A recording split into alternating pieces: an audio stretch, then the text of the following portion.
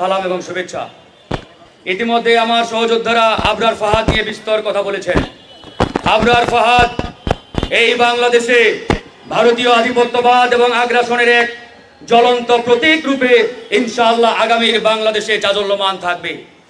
যতদিন বাংলাদেশের মানচিত্র থাকবে, আমাদের স্বাধীনতা সার্বভৌমত্বের প্রতীক আমাদের পতাকা থাকবে, ততদিন এই আবরার ফাহাদের স্মৃতি, তার যে জীবন উৎসর্গ, সেটি আগামীর বাংলাদেশে ততদিন বিরাজমান থাকবে। প্রিয় ভাইরা আমার, অনেকেই অনেক কথা বলেন। আমরা 2019 সালের ডাকসু নির্বাচনে অংশগ্রহণ করেছিলাম এবং সাধারণ শিক্ষার্থীদের বিপুল ভোটে আমরা নির্বাচিত হয়েছিলাম।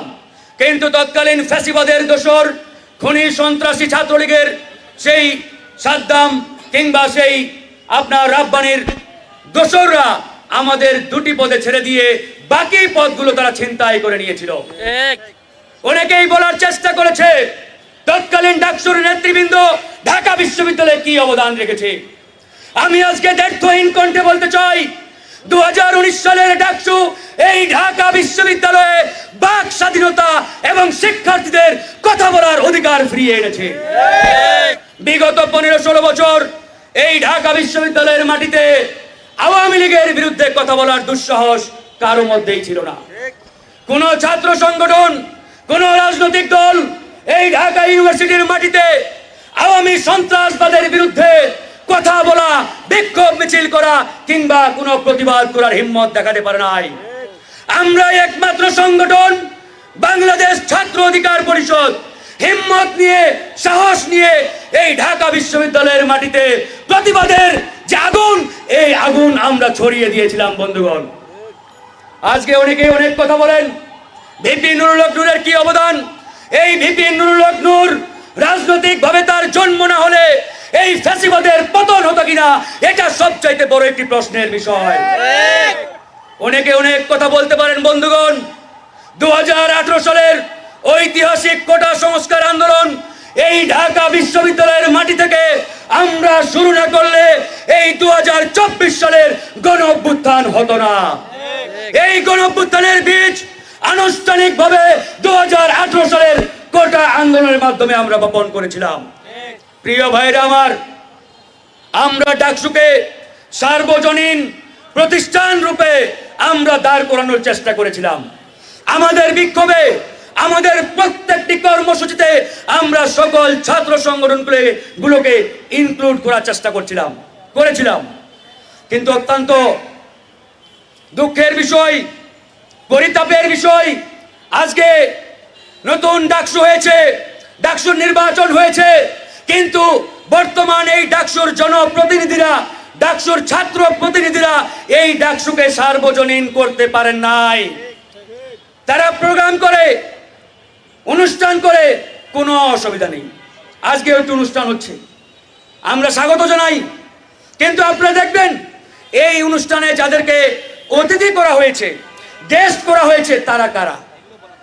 বিগত সময়ে এই 15 বছর ভারতীয় আধিপত্যবাদের বিরুদ্ধে যারা লড়াই করেছে তাদেরকে আজকে স্মরণ করা হচ্ছে না, ডাকা হচ্ছে না।